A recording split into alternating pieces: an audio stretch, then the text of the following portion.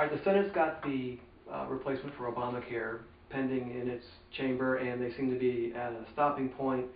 So I don't know how much you're talking to them, but when do you see things breaking loose from there and coming back to the House? Yeah, I'm hopeful that we're going to have a completed bill by the end of July. Okay. That's really the intent and focus on all of us. Mm-hmm. I think it's critical. We need to resolve this for the American people.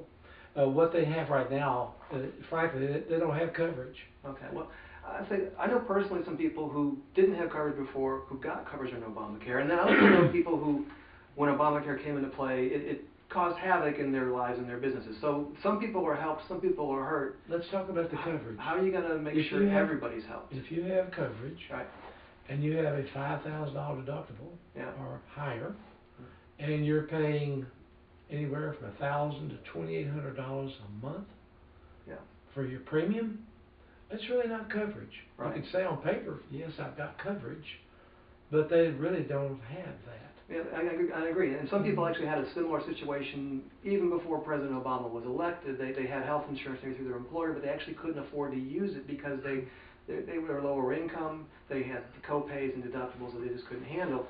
So how do you make sure everybody is able to get the health care that they need? Let's establish, though, where we are today. Right. So we understand from whence we were coming from. Right.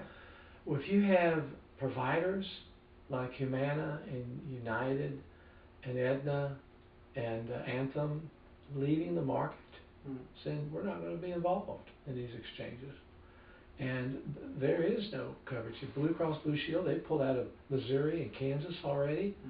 There are 95, 100 counties in North Carolina the sole provider. Is Blue Cross Blue Shield? That's and right. if they pull out, what do we have here? Right. And they threatened to do that last year, and they could do it today.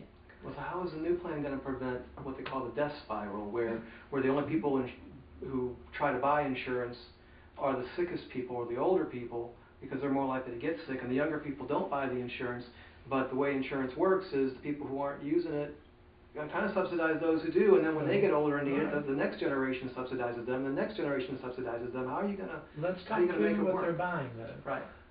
The product that they were required to buy was a federal mandate, a one-size-fits-all. Right. Here's the plan, you buy it. Okay. You ain't got a choice. You buy it or you're fined. Okay? Yeah. So, you go into a department store and there's a rack of suits, it's all the same suit, and they're all priced the same way, and by the way, it's the only department store in town. In fact, it's the only department store in the United States. So you're doing away with that. What's the new plan going to do to prevent a similar problem from occurring? Let me complete my thought. Gotcha. God bless you. Okay. I know you want an answer. Okay. I want to give you.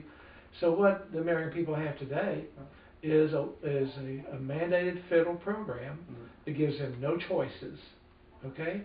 What we want to give people are choices. If you go buy a car, you can put on that car all the little whistles and bells you want to put or none. It affects the price of the car dramatically. And, I'm not going to need pregnant insurance, but the mandated program allows me to buy that. But related to that, your wife won't need prostate cancer insurance. And so, again, let's let people buy what they need. Right. That's going to help drive prices down. Let's open up the markets. The next bill will allow, we can't do it in this reconciliation bill because of the rules in the Senate, but we're going to be able to market across state lines. Okay.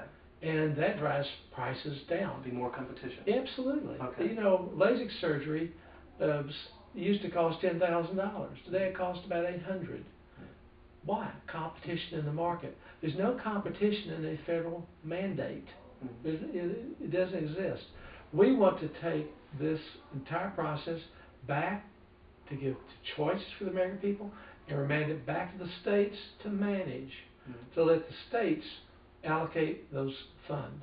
And they'll do it much more efficiently and cost effectively.